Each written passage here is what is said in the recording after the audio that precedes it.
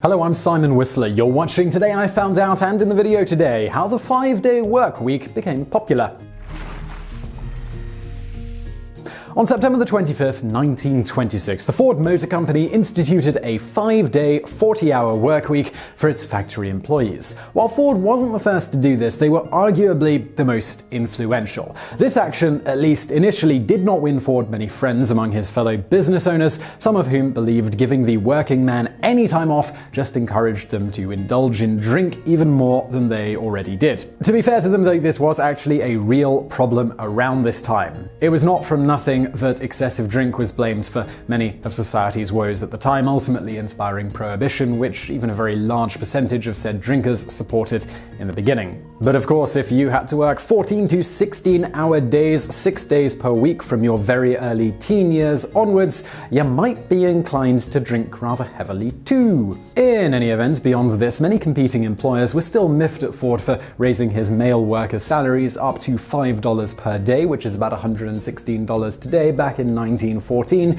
which was double the former going rate, and around the same time he cut back the typical work week to 48 hours at his factories. But since Ford was one of the world's largest manufacturers, most in the industry were compelled for various reasons to follow their example, whether they wanted to or not. Just as the 8-hour day opens our way to prosperity in America, so the 5-day work week will open our way to still greater prosperity. It is high time to rid ourselves of the notion that leisure for workmen is either lost time or class privilege. Now, of course, Ford was not doing this only out of the goodness of his own heart. He understood that a 5-day work week with 8 hours labor, 8 hours recreation, 8 hours rest would encourage working people to vacation on weekends, shop on Saturdays, and have ample free time to fill during their daily 8-hour recreation time. You can see our video on why a typical workday is 8 hours long for more on that one. People with more leisure time required more clothing, ate a greater variety of food, and of course were far more likely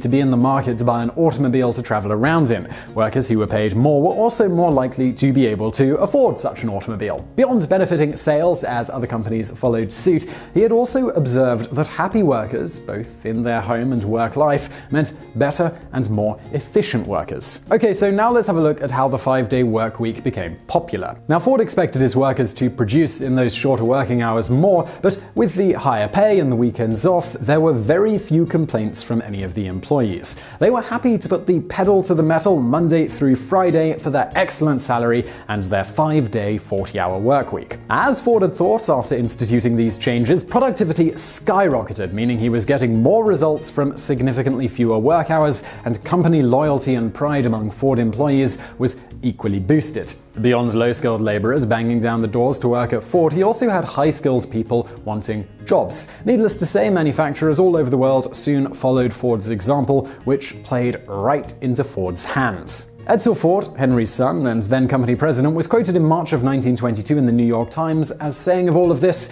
"Every man needs more than 1 day a week for rest and recreation. The Ford Company has sought to promote an ideal home life for its employees. We believe that in order to live properly, every man should have more time to spend with his family." Ford himself laid it all out in black and white, stating, "The harder we crowd business for time, the more efficient it becomes. The more well-paid leisure workmen get, the greater become their wants. These wants soon become needs. Well-managed business pays high wages and sells at low prices. Its workmen have the leisure to enjoy life and the wherewithal with which to finance that enjoyment."